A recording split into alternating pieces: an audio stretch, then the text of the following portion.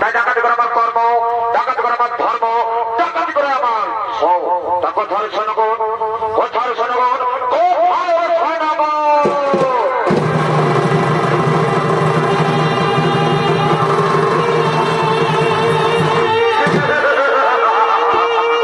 কোন সন্তান কেন ঘন ঘন ঘটা প্রয়োজন।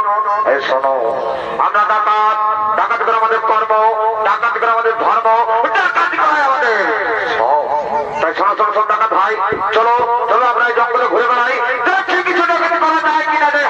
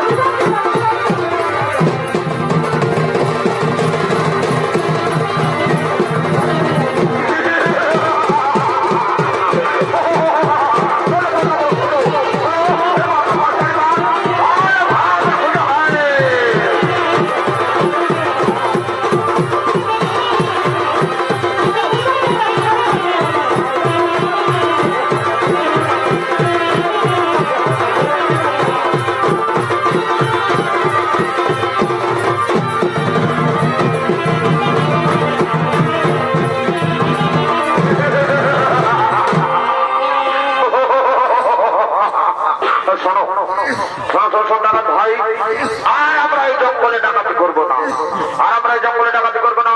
কাল আমি ভাগবত পাঠ্য পাঠকের মুখ থেকে শুনতে পেয়েছি যে কৃষ্ণ নামের খালিয়া থাকে বৃন্দাবনে।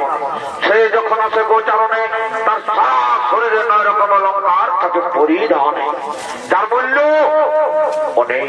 তাই সংসদ ডাকাত ভাই, আর বিলম্বের প্রয়োজন নয়, আমরা কৃষ্ণ বৃন্দাবনে যা।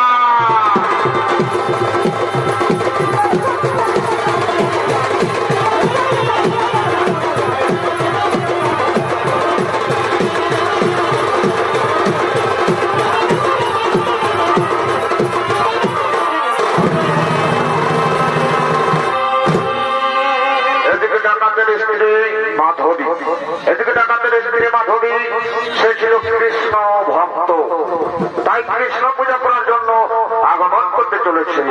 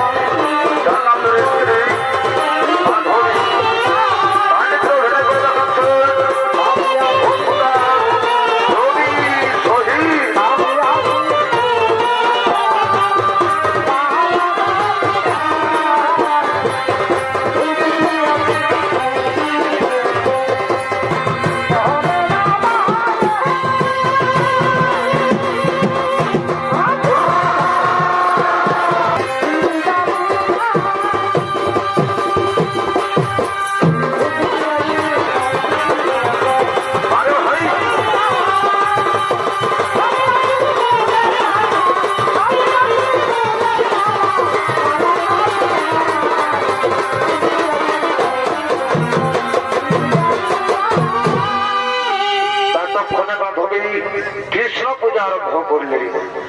হে কৃষ্ণ করুণা সিন্ধু বন্ধু জগৎপতি গোপেশ গোপিকা কান্ত রাধা কান্ত নমস্তুতে রাধা কান্ত নমস্তুতে হে কৃষ্ণ করুণা সিন্ধু দীনবন্ধু জগৎপতি গোপেশ গোপিকা কান্ত রাধা কান্ত নমস্তুতে। মাধবী মাধবী তুমি কোথায়? মাধবী তুমি কোথায়? একে স্বামী তুমি মাধবী মাধবী বলে কেন ডাকছো স্বামী? তোমার কি হয়েছে স্বামী? আমি তো কৃষ্ণ পূজা করি। কি বলে মাধবী? আমার বাড়িতে পূজা? এটা কাদের বাড়িতে পূজা?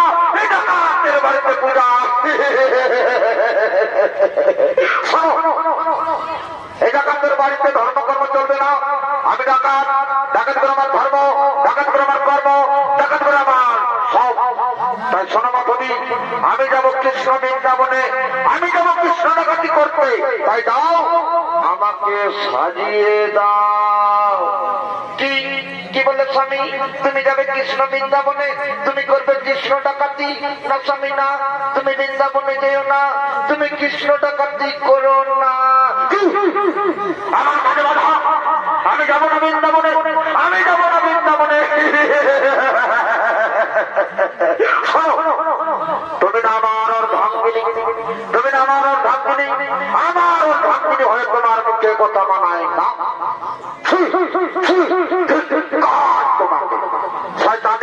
তুমি আমার কাছে দিয়েছো বাধা, আমার মুখের উপর করছো তর্ক। তোমাকে চাবুক মারতে মারতে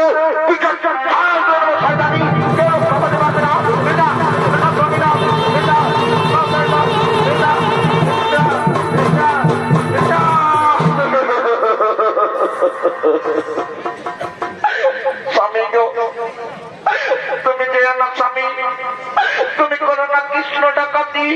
সে যে মহান, সে যে পুণ্যবান, সে যে ভগবান। ভগবান এটা কাদের কাছে ভগবান, এটা কাদের কাছে ভগবান। শোনো, এটা কাদের কোনো ভগবান নেই। তুই বারবার আমার মুখের উপর করে যাচ্ছ তর্ক, আমার কাছে দিচ্ছ বাধা। শয়তানি, তুমি তুমি সহ্য করো চাবুকে রাধা।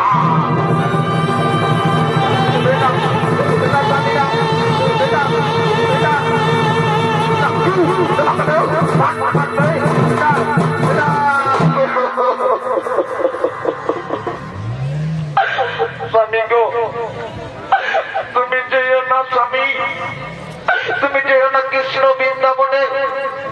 আমি তোমার দুটি পায়ে ধরি স্বামী, আমি তোমার পায়ে ধরি। দূর হাজার শয়তানি। স্বামী গো, চুরি করা অন্যায়, চুরি করা অবিচার। তাই তুমি যেও না স্বামী, তুমি যেও না। যেও না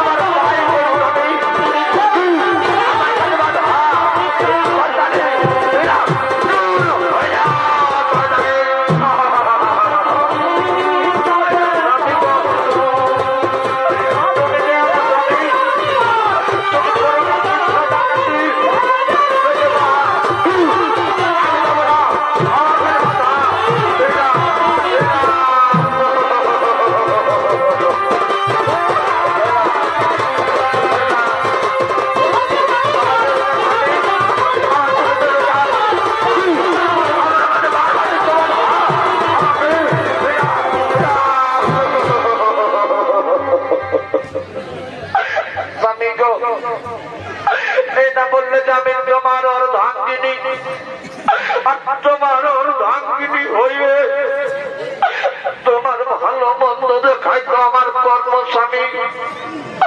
তাই যাচ্ছ যাও, কিন্তু যাবার সময় কিছু খাবার নিয়ে যাও।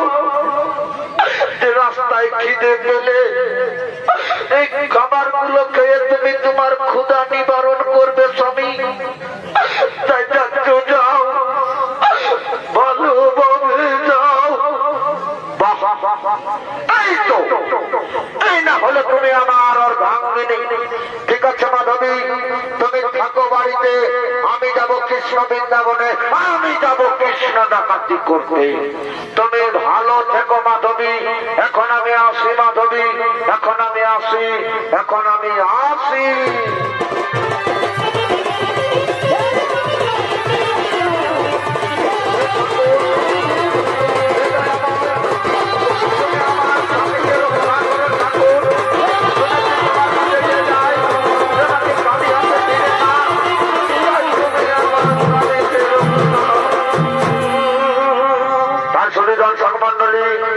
এতক্ষণে ডাকাত হরিদাস চলে গেলেন কৃষ্ণ বৃন্দাবনের পথে।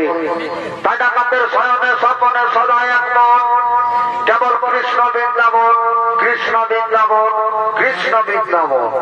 আর এদিকে বৃন্দাবনের পথে গোয়ালিনগঞ্জ দই বিক্রি করার জন্য করিতেছে না গমন।